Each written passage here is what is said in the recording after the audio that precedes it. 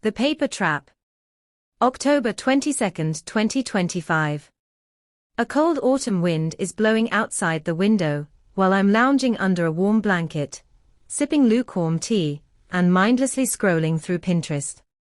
Suddenly, I stumble upon a short clip.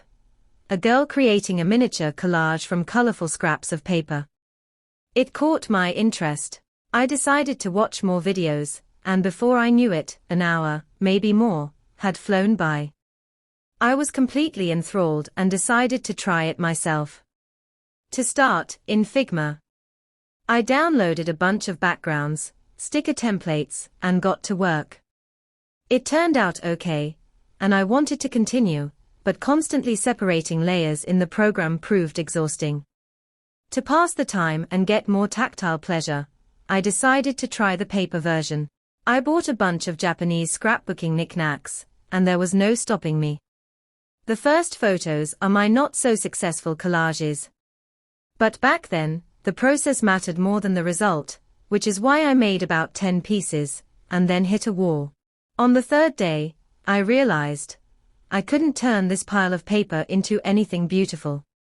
It just wasn't working. I decided to set the hobby aside for a while, which later bore fruit, as seen in the next photos. A week later, a new thought crept into my mind. Why keep these collages to myself? Why not share them with everyone?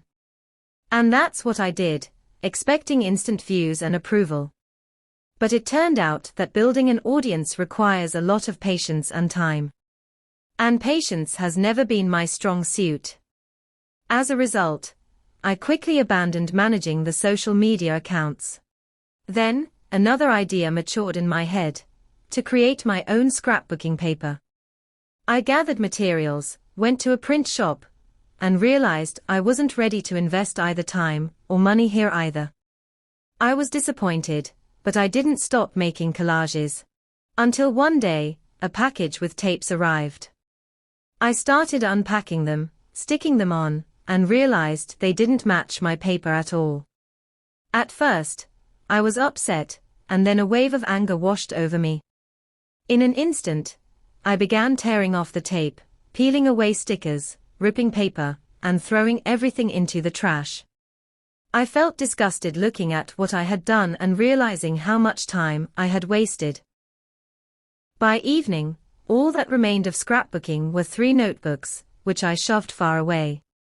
Sometimes I open them to relax, but that's it. Of course, I had tried different hobbies before, often with thoughts of future monetization. But every time, it all fell apart due to a lack of basic patience, let alone a strategy for turning a hobby into income. Over time, I calmed down and started choosing hobbies more consciously. Now my activities don't drain many resources, on the contrary, they give me food for thought and quiet joy without unnecessary pressure.